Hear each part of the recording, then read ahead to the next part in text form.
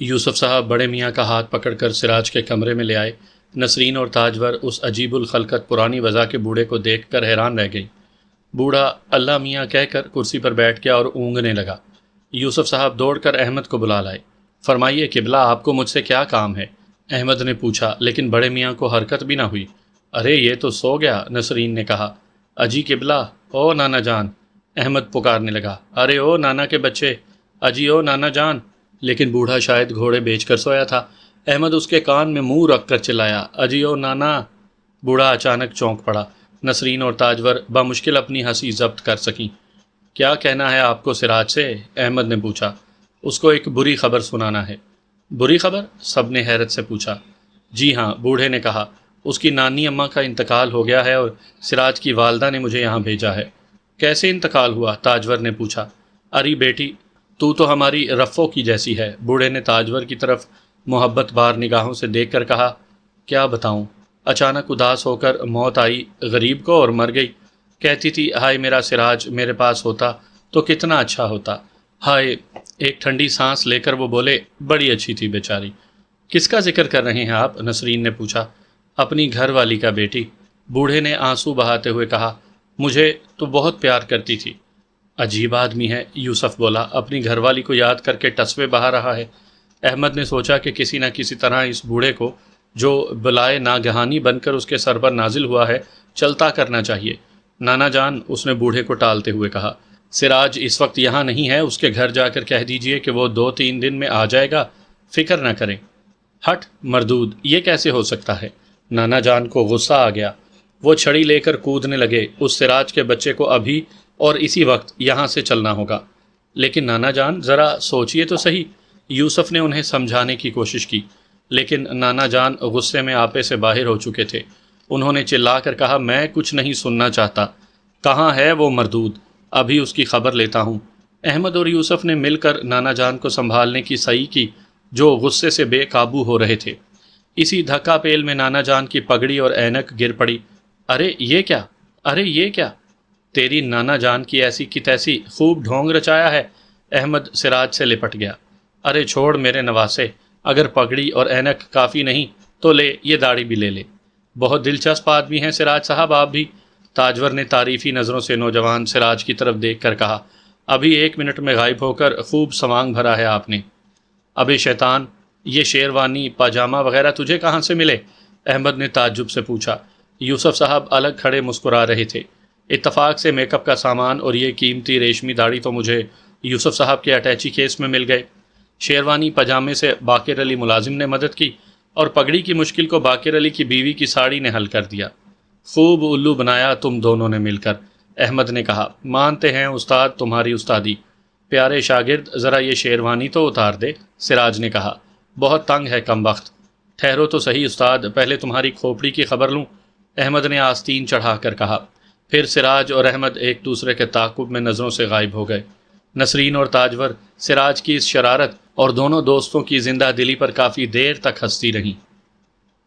سامعین کرام، آپ سن رہی ہیں ایک پراسرار رومانی کہانی جس کا نام ہے داستان۔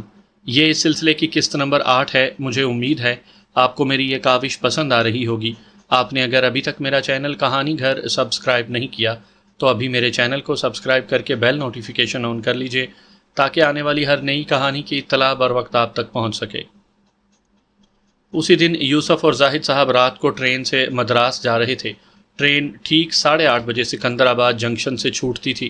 احمد، تاجور، نسرین اور سراج ان لوگوں کو چھوڑنے اسٹیشن پر آئے۔ زاہد صاحب نے سراج سے کہا، 2-3 دن میں ہم لوگ واپس آ جائیں گے، اس عرصے میں بہتر ہے تم لوگ جاگیر کے گاؤں چلے جاؤ، تفریح بھی ہو جائے گی۔ تاجور نے زاہد صاحب سے کہا، چچا جان، میں بھی نسرین بہن کے ساتھ جاؤں گی۔ تمہارے ابا مجھے زندہ چھوڑیں گے؟ آپ انہیں اس مضمون کا ایک خط لکھ دیں کہ نسرین، احمد بھائی وغیرہ گاؤں جا رہے ہیں، اس لیے مجھے بھی ان کے ساتھ جانے کی اجازت دیں تو مناسب ہے، باقی میں سنبھال لوں گی۔ زاہد صاحب نے اس مطلب کا ایک خط تاجور کو دیا۔ اس کے بعد جب ٹرین روانہ ہو گئی تو تاجور، نسرین، احمد اور سراج مجسٹریٹ کے مکان آئے۔ وہ اپنی لائبریری میں بیٹھے ہوئے تھے۔ تاجور نے دوڑ کر ان کے گلے میں باہیں ڈال دیں۔ آج یہ بے وقت کی محبت کچھ نہ کچھ مطلب ضرور رکھتی ہے، مجسٹریٹ صاحب نے مسکرا کر کہا۔ انہوں نے احمد، سراج وغیرہ کو بٹھایا۔ ابا آپ کو چچا جان نے ایک خط دیا ہے۔ تاجور نے زاہد صاحب کی چٹھی ان کے حوالے کر دی۔ کیا لکھا ہے؟ مجسٹریٹ صاحب نے اینک درست کرتے ہوئے پوچھا۔ مجھے کیا معلوم، تاجور صاف مکر گئی۔ مجسٹریٹ صاحب نے خط پڑھ کر تاجور کی طرف دیکھا۔ خوب، تو یہ تمہاری شرارت ہے؟ بالکل نہیں ابا، اس نے صفائی پیش کی۔ نیچے دستخط دیکھ لیجئے، میں تھوڑی ہی کر سکتی ہوں۔ انہوں نے سراج سے پوچھا، آپ بھی جا رہے ہیں؟ جی ہاں، سراج بولا۔ ذرا احتیاط سے جانا بیٹا، مجسٹریٹ صاحب شفقت سے بولے۔ تم سب بچے ہی ہو، کوئی ایسی ویسی بات نہ ہو جائے۔ آپ بے فکر رہیے قبلہ، سراج بولا۔ ہم لوگوں نے تمام انتظامات مکمل کر لیے ہیں، اگر ضرورت ہو تو میری کار بھی لے جاؤ۔ انہوں نے کہا، اس کی کیا ضرورت ہے، ہم 4 آدمی تو ہیں، ایک ہی کار کافی ہے، احمد بولا۔ مجسٹریٹ صاحب نے اصرار کر کے ان لوگوں کو تھوڑی دیر روکا اور چائے وغیرہ سے خاطر کی۔ بیچارے مجسٹریٹ صاحب اس عالی شان مکان میں تنہا اپنی نوجوان بیٹی کے ساتھ رہتے تھے۔ ان کی بیوی کا تو پہلے ہی انتقال ہو چکا تھا اور اس کی واحد نشانی تاجور ہی اب ان کے پاس تھی۔ جب مجسٹریٹ صاحب کی بیوی کا انتقال ہوا، ان کی ساری توجہ اپنی اکلوتی تاجور کی طرف مرکوز ہو گئی تھی۔ وہ کبھی اس کی کوئی بات نہیں ٹالتے تھے اور کبھی اس کو دلگیر یا رنجیدہ نہ ہونے دیتے۔ تاجور کو بھی اپنے اس مہربان اور مشفق باپ سے بہت محبت تھی۔ گو مزاجن وہ کافی شریر اور ترار واقع ہوئی تھی۔ موجودہ دور کی لڑکیوں میں بہت کم وہ محاسن دیکھنے گئے جو تاجور کی فطرت کی اہم خصوصیات تھے۔ فرض شناس تاجور نے کبھی اپنے باپ کی بڑھتی ہوئی محبت اور رعایت کا ناجائز فائدہ نہیں اٹھایا اور کبھی اپنے کسی فعل سے مجسٹریٹ صاحب کو رنجیدہ نہ ہونے دیا۔ گھر میں خدا کے فضل سے دولت، عزت اور شہرت موجود تھی۔ کئی نوجوان تاجور کے طالب تھے، کوئی تو تاجور کی دولت کی وجہ سے اس کو حاصل کرنا چاہتا تھا اور کسی کو اس کے حسن کی طلب تھی، لیکن تاجور کو ان میں سے کوئی بھی پسند نہ آیا۔ وہ اپنے اطراف جس کو دیکھتی وہ خود غرض، بناوٹی اور فریبی نظر آتا، اور خود مجسٹریٹ صاحب نے تاجور کو اس کی مرضی پر چھوڑ دیا تھا۔ ان کا خیال تھا کہ ان کی تاجور جس کسی نوجوان کو پسند کرے گی اسی سے اس کی شادی کریں گے۔ شوخ تاجور جب کبھی مسکراتی اور لچکتی ہوئی دل پھینک نوجوانوں کے ہجوم میں سے گزر جاتی تو کھل بلی مچ جاتی اور سب کفِ افسوس ملتے رہ جاتے، کسی کو اس پر غصہ آتا اور کسی کو پیار۔ لیکن تاجور ان ہنگاموں سے بے پرواہ اپنی زندگی کے راستے پر ایک نڈر اور مستقل مزاج راہ رو کی طرح بڑھتی چلی جا رہی تھی۔ طبیعت کی شرارت کے علاوہ نسبتی شرافت بھی اس میں موجود تھی اور اس پر دل بھی کافی نڈر اور بے خوف واقع ہوا تھا۔ وہ زندگی کی کڑی سے کڑی مصیبت اور سخت سے سخت آزمائش کو بھی مسکراہٹ کے ساتھ جھیلنے کے لیے تیار تھی۔ تاجور کی ان خوبیوں پر مجسٹریٹ صاحب کو ناز تھا۔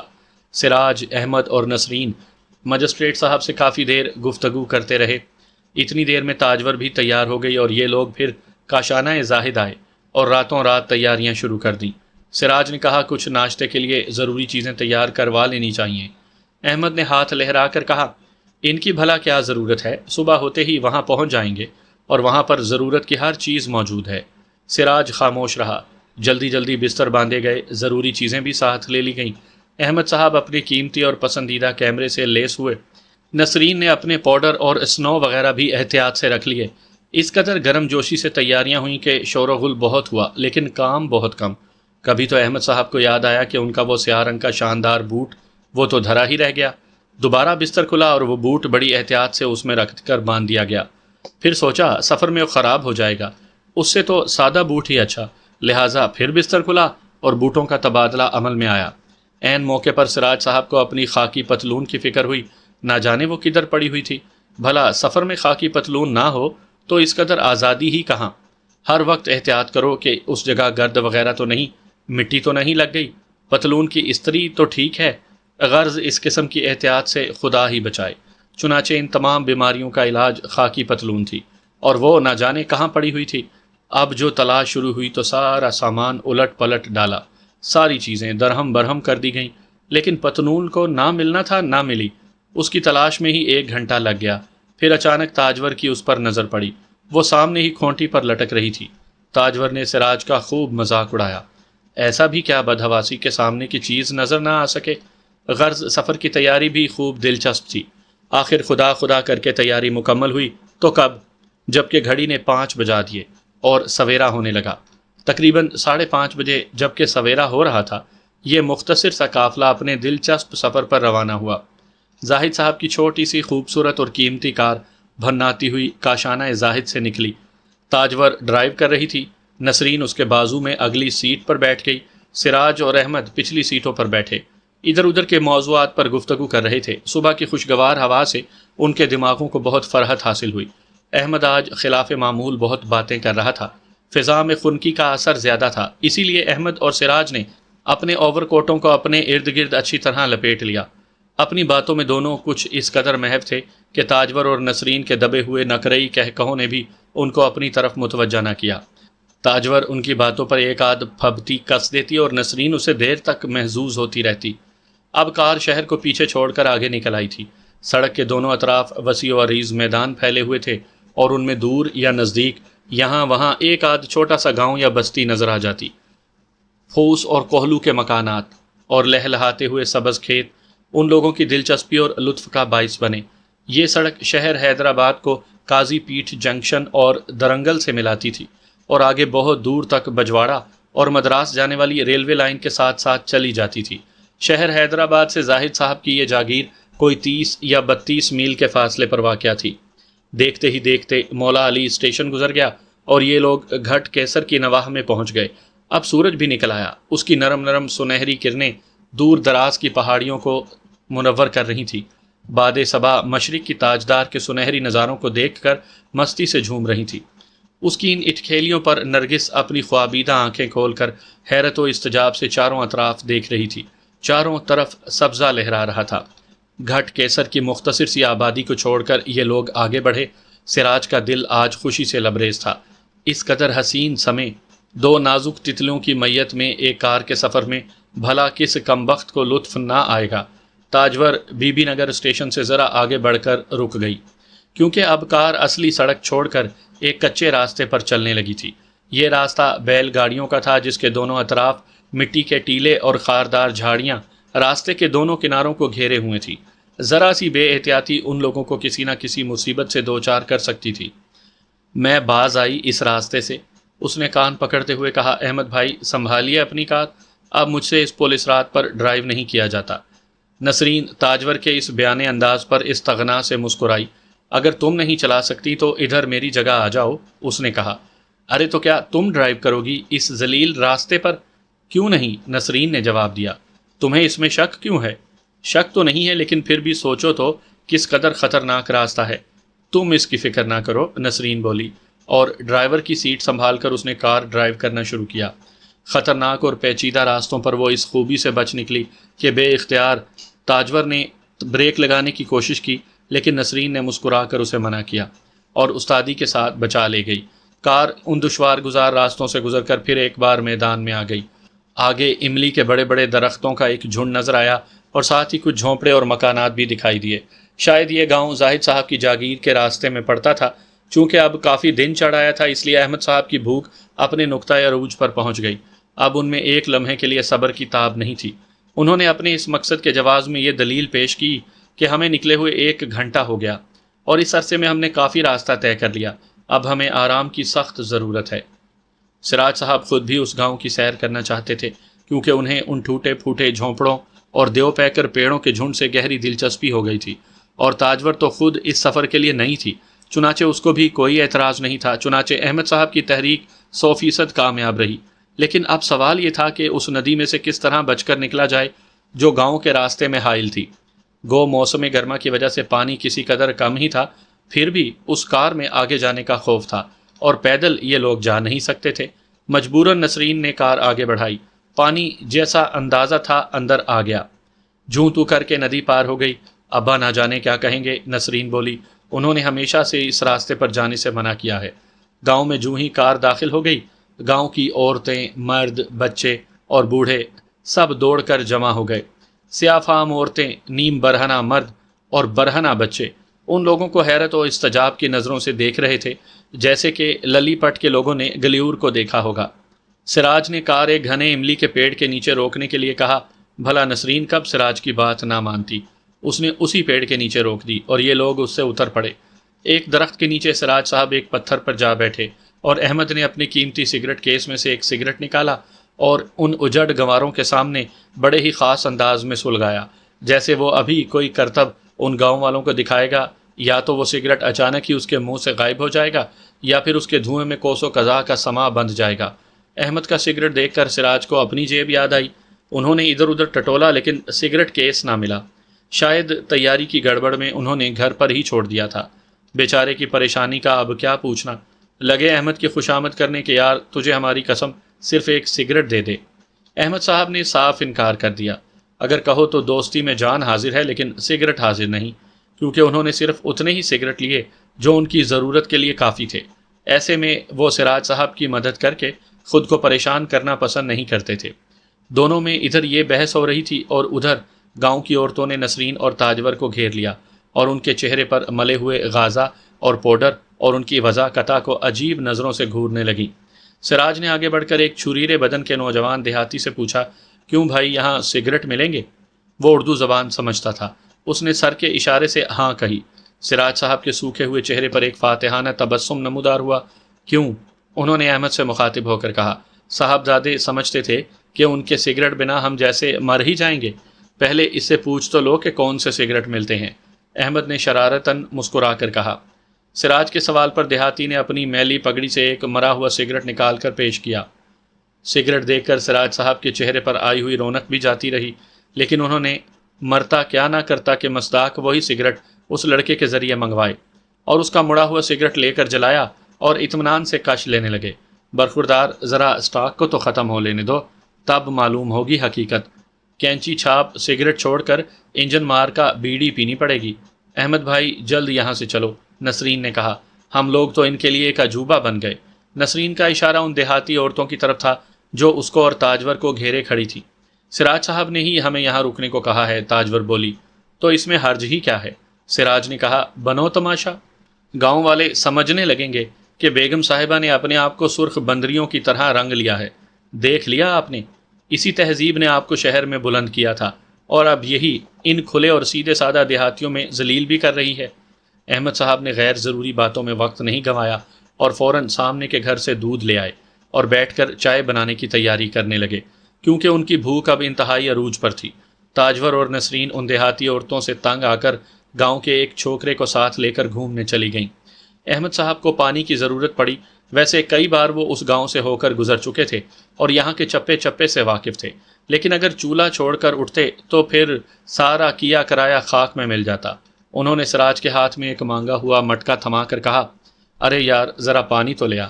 لیکن میں اس گاؤں میں نیا ہوں، مجھے کیا معلوم پانی کہاں ملے گا۔ ارے یہیں تو ہے، احمد نے ہاتھ کے اشارے سے ایک طرف بتا کر کہا۔ ان سامنے والے تاڑ کے درختوں کے جھنڈ کو پار کرنے کے بعد تمہیں ایک نالا ملے گا۔ اگر نارو کے طفیلی کا خوف نہ ہوتا تو خیرو ہی پانی کافی تھا، لیکن اپنی نہیں تو اس نارو کے طفیلی کی خاطر اس نالے کو عبور کر کے ذرا اور آگے بڑھو تو ایک کنواں تمہیں 2 عدد حیوان اور 1 عدد انسان کے ساتھ ملے گا، بس اسی کے پانی سے کام چل جائے گا۔ اس قدر تفصیل کا شکریہ۔ سراج نے مٹکا سنبھالتے ہوئے کہا، خیر منانا، کہیں اس غریب کے بچے کو چور نہ لوٹ لیں۔ لوٹیں گے بھی تو تم سے انہیں کچھ نہ مل سکے گا، احمد نے سراج کا مطلب نہ سمجھ کر کہا۔ خیر تو تم ابھی بچے ہو، کہہ کر سراج صاحب تاڑ کے جھنڈ میں غائب ہو گئے اور احمد صاحب نے موجودہ دور کی لڑکیوں کو صلواتیں سنائیں اور اپنے کام میں مشغول ہو جانا مناسب سمجھا۔ پتے اور ٹہنیاں گیلی تھیں، اس لیے احمد صاحب کا پھونکتے پھونکتے دم نکل رہا تھا، لیکن آگ سلگنے میں نہ آتی تھی۔ دھوئیں سے ان کا دم گھٹنے لگا۔ گاؤں کے بچے ان کو تعجب سے دیکھ رہے تھے۔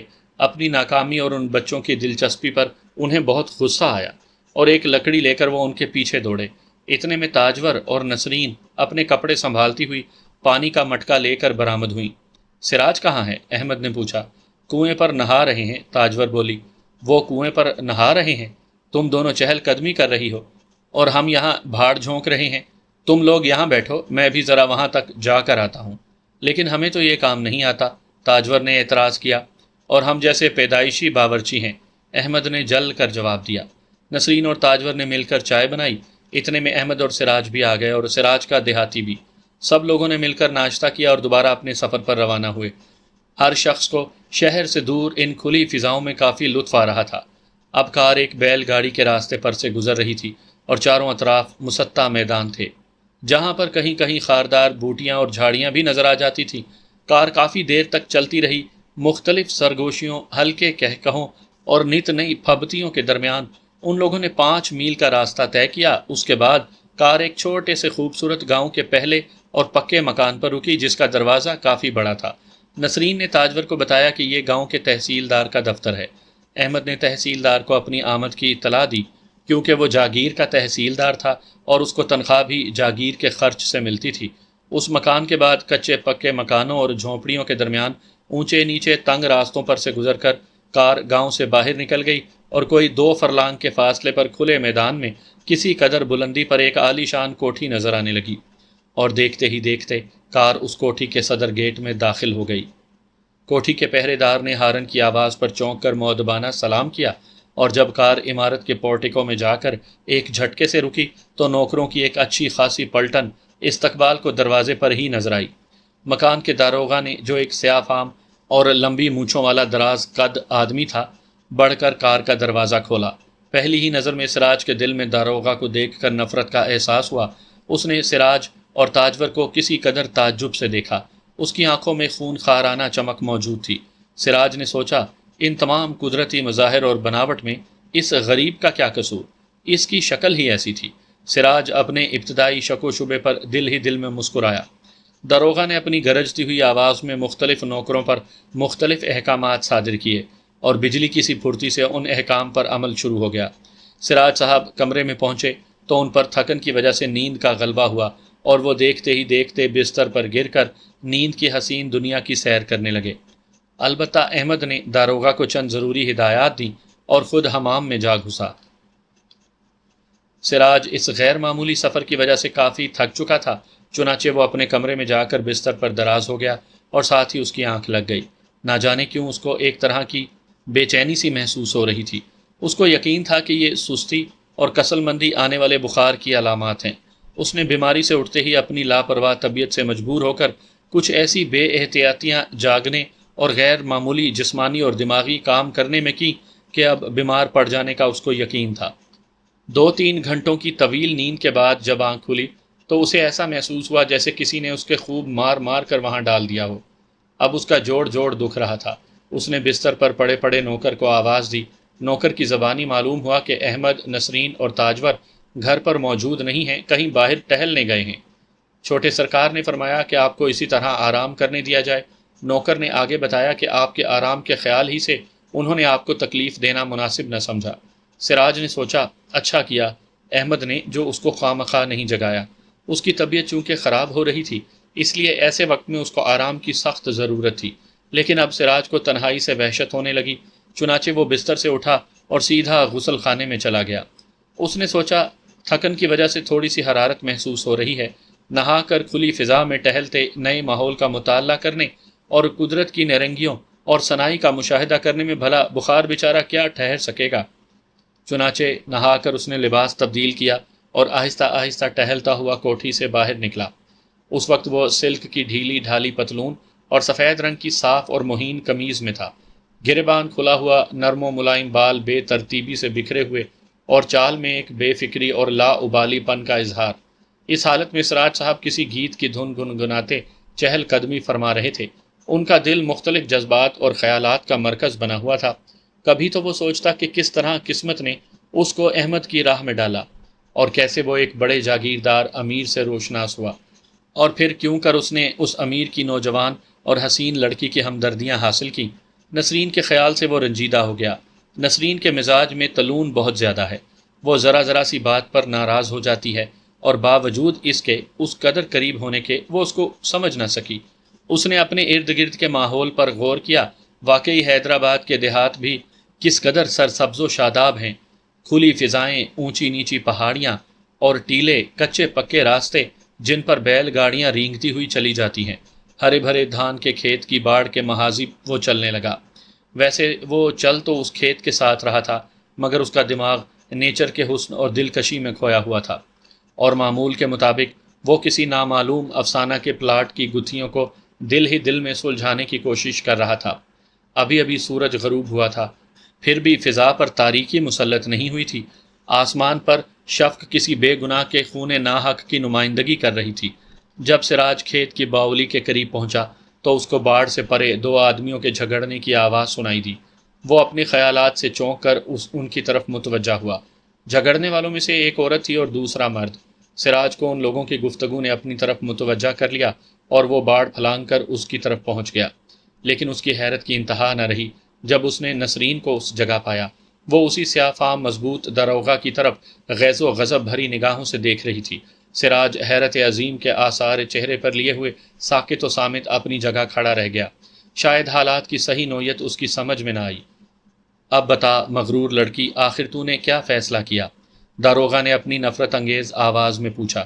خوبصورت لڑکی کے لبوں پر ایک حقارت آمیز تبسم نمودار ہوا، اس کی قامت فخر سے اور دراز ہو گئی، آنکھوں میں عصمت و عفت کی وہ پاک چمک نمودار ہوئی جو سیاہ کار سے سیاہ کار آدمی کے پائے استقلال کو بھی ڈگمگا دیتی ہے۔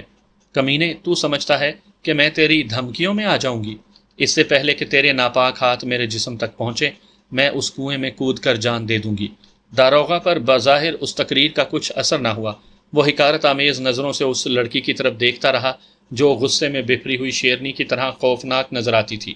وحشی انسان اس چڑیا کو تنہا اپنے قابو میں لا کر اپنی جگہ کافی مطمئن نظر آ رہا تھا۔ ڈینگے مارتے بہتوں کو سنا ہے، وہ پھر ایک بار غرایا۔ تو کیا گاؤں کا بچہ بچہ جانتا ہے کہ داروغہ شیدو اپنی بات منوائے بغیر نہیں رہ سکتا؟ کون لڑکی ایسی ہے جو ایک بار میری اس آہنی گرفت میں پھنس کر بچ سکے؟ پھر اس کے موٹے لبوں پر طنز آمیز تبسم نمودار ہوا۔ آؤ میری جان، تم پر تو میں اپنی جان نچھاور کرتا ہوں، بھلا کنویں میں ڈوبنے دوں گا؟ خبردار کتے، نسرین نے غصے میں چیخ کر کہا۔ پھر کبھی جو تو نے وہ ذلیل لفظ اپنی زبان سے نکالا۔ داروغہ پر ان دھمکیوں کا ذرہ برابر بھی اثر نہ ہوا۔ اس بات سے سراج اچھی طرح واقف تھا۔ اس سیاہ فام خونخوار آدمی کو پہلی نظر میں ہی اس نے بھانپ لیا تھا۔ اس کی آنکھوں میں بدنیتی اور کینے کی خوفناک چمک تھی اور صورت سے اس کے سیاہ اعمال پوری طرح روشن تھے۔ اسی وقت سراج کے دل میں شبہ پیدا ہوا کہ ضرور وہ کوئی مذموم کردار کا خطرناک آدمی ہے اور اس کی موجودگی یہاں کسی خطرے کا پیش خیمہ ہے۔ چنانچہ اب وہ اپنے مالک کی جوان بیٹی کی عزت کا در پہ ہو رہا ہے۔ سراج اس حقیقت سے بھی بخوبی واقف تھا کہ نسرین جیسی کمزور اور نازک لڑکی حرص و ہوس کے اس وحشی بھیڑیے کا مقابلہ نہیں کر سکتی۔ اس کی سرخ غلیظ آنکھوں میں شہوت اور شیطانیت اپنے عروج پر تھی اور وہ ایک خوفناک اژدہے کی مانند پھونکارتا ہوا اس معصوم ہرنی کی طرف بڑھ رہا تھا جو اس کی آنکھوں کے سحر سے مسحور ہوئی جا رہی تھی، جس کا استقلال اب جواب دینے لگا تھا۔ نسرین کی خوبصورت سیاہ آنکھوں میں دہشت عظیم کے آثار نمایاں تھے۔ اس کا سرو جیسا دراز لچکیلا بدن بید مجنوں کی طرح کانپ رہا تھا۔ داروغہ شیدو گاؤں کا بدنام اور بد کردار آدمی تھا۔ جس لڑکی پر اس کی ملون کی نظر پڑ گئی وہ اس کے پنجۂ ہوس سے نہ بچ سکی۔ گاؤں والے غریب تو اس کی صورت سے سہم جاتے تھے۔ اس کے ظلم و ستم کی سارے گاؤں میں شہرت تھی۔ جو کوئی اس کے سامنے آیا اس نے اس کو بری طرح کچل دیا۔ ایک بار گاؤں کے ایک نوجوان کسان چندو نے اس کے ظلم کے خلاف سر اٹھایا۔ شیدو نے بھرے بازار میں اپنے ہنٹر سے اس غریب کو اتنا پیٹا کہ وہ بے ہوش ہو گیا، اور اس ہولناک منظر سے سارے گاؤں کے رونگٹے کھڑے ہو گئے۔ موجودہ جوش و دیوانگی میں تو شیدو ایک چیتے کی طرح خونخوار بن گیا تھا۔ اس کا اور سراج کا کوئی مقابلہ نہیں تھا۔ پھر بھی سراج کی حمیت نے جوش مارا اور اس کی غیرت نے اسے للکارا۔ بھلا کس طرح وہ ایک مرد ہو کر ایک معصوم اور بے گناہ لڑکی کو حرص و ہوس کا شکار ہونے دے؟ کیا وہ کبھی اپنی اس کمزوری اور بزدلی پر اپنے آپ کو معاف کر سکے گا؟ اس کا سخت اور کٹر ضمیر اس کو ایک لمحہ بھی چین سے بیٹھنے دے گا؟ اور پھر اس کو تو اس خوبصورت لڑکی سے انس تھا، کیا وہ اس کو اس مصیبت سے بھی نہ بچا پائے گا؟ اگرچہ وہ اس سے خفا تھی، سراج کو ان تمام باتوں پر غور کرنے کی مہلت نہیں تھی۔ داروغہ کہہ رہا تھا، تیرا بھائی اس لونڈیا سے ادھر عشق لڑا رہا ہے، پھر تو کیوں اپنے آپ کو اس لافانی مسرت سے دور کر رہی ہے میری فاختہ، جبکہ تجھے میرے پنجے سے کوئی نہیں بچا سکتا، تیرا بزدل بھائی بھی نہیں۔ ہا ہا ہا۔ اس وحشیانہ کہکہے کی گرج سے نسرین سہم سی گئی۔ اس نے خوف سے اپنی آنکھیں بند کر لیں۔ شاید غریب لڑکی موت کو اپنے قریب آتے نہ دیکھ سکی۔ اس کا رواں رواں خوف اور دہشت سے کانپ اٹھا۔ داروغہ ایک عزم مقسم اور استقلال سے ایک ایک قدم آگے بڑھ رہا تھا۔ ادھر خوف نے نسرین کے ہاتھ پاؤں شل کر دیے۔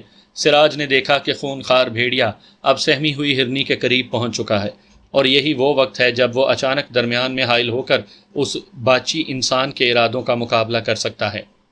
اچانک سراج نے اپنی جگہ سے جست کی اور خوفزدہ لڑکی اور خونخوار داروغہ کے درمیان جا کھڑا ہوا۔ کمینے، شاید تو نے بھلا دیا کہ سراج ابھی زندہ ہے، اس نے غصے سے چیخ کر کہا۔ نسرین سراج کی آواز پر چونک پڑی۔ وفور مسرت سے اس کے منہ سے ایک چیخ نکل گئی اور وہ ایک گھائل ہرنی کی طرح دوڑ کر سراج سے لپٹ گئی۔ ایک ہمدرد کو پا کر اس کا خوف و ہراس آنسوؤں میں تبدیل ہو کر بہہ نکلا۔ اس نے بھرائی ہوئی آواز میں کہا، سراج، مجھے بچاؤ۔ سراج نے خوفزدہ لڑکی کو چھاتی سے لگا لیا۔ گھبراؤ نہیں نسرین، سراج کے جیتے جی کوئی تمہارا بال بھی بیکا نہیں کر سکتا۔